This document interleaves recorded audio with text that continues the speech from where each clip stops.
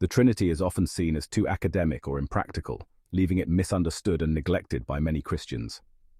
Sanders captures this sentiment, noting that we often treat the doctrine with polite hospitality rather than genuine warmth.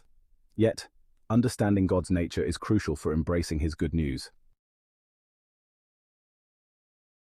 The oneness of God. To grasp the triune nature of God, we must first understand his oneness. Moses declared, "Hear, O Israel, the Lord our God, the Lord is one," Deuteronomy 6:4. This foundational truth is reiterated throughout Scripture. God's oneness is the ultimate unity. Although three divine persons exist, they share a single undivided divine substance without beginning or end. Barrett explains, "There is in him no composition. He is a singular, undivided being." Each divine person is the Lord. The Bible uses the Lord to convey God's unique attributes: self-existence, holiness, transcendence, and faithfulness. The Father, Son, and Spirit share this divine essence as evidenced in Luke 1:32, Luke 2:11, and 2 Corinthians 3:17-18.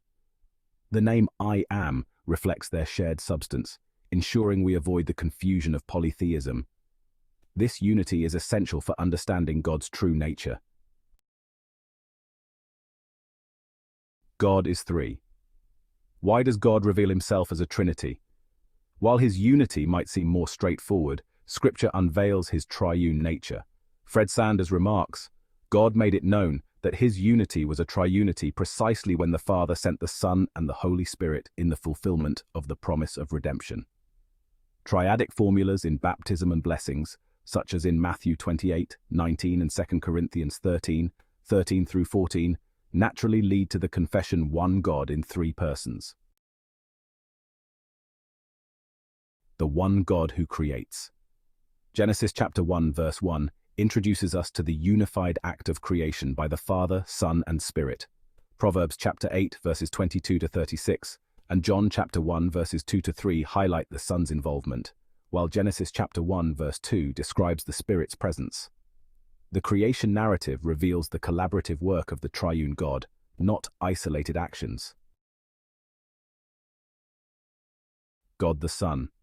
The Son's distinct personhood and divinity are affirmed through his unique relationship with the Father. John chapter 1 verse 1 declares that the Word was with God and was God. Jesus' use of I Am connects him with Yahweh as seen in Exodus chapter 3 verse 14. The Son's divine works such as forgiving sins in Mark chapter 2 verses 1-12, giving life in John chapter 5 verses 21 and 25, and receiving worship in Philippians chapter 2 verses 10-11 further confirm his deity. God the Spirit. The Spirit called God in Acts chapter 5 verse 4 and the Spirit of the Lord in Acts chapter 5 verse 9 shares the divine essence. His divine activities include creation in Genesis chapter 1 verse 2, regeneration in John chapter 3 verses 3-5, omnipresence in Psalm 139 verses 7-10, and omniscience in Isaiah chapter 40 verses 13-14. The Spirit's role in Christ's incarnation, life, and resurrection further demonstrates his deity. In conclusion, the Trinity's oneness and threeness reveal God's perfect nature. This divine fullness provides comfort and certainty as the triune God shares his love with us and brings us into his glory.